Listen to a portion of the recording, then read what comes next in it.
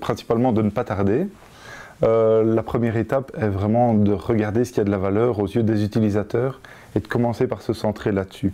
Des tas de choses, des petites fonctionnalités ou même des grosses fonctionnalités sont parfois inutiles et les équipes de développement y consacrent beaucoup de temps.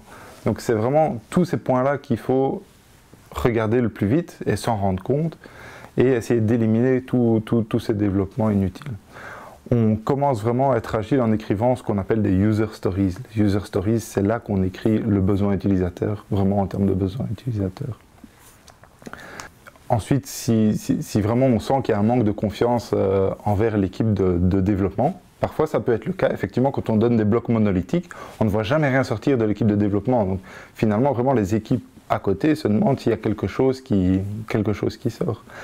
Donc là, vraiment, les démonstrations qui sont prévues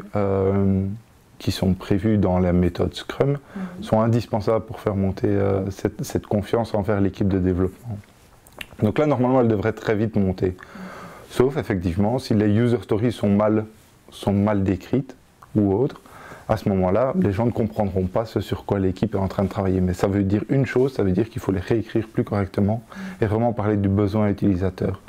Petit à petit, ces user stories et ces besoins utilisateurs vont devenir l'interface parfaite entre l'équipe de développement et les équipes produits, parce que tout le monde peut comprendre un besoin utilisateur à tous les niveaux. L'autre conseil, c'est évidemment de ne pas micromanager. Il faut laisser beaucoup de liberté à une équipe de développement, parce que le développeur va prendre beaucoup plus de compétences et de connaissances et va savoir comment résoudre les problèmes beaucoup mieux que son manager. Voilà, parce qu'on est dans des problèmes complexes généralement, et donc si on ne fait pas confiance au développeur, ça n'avancera pas.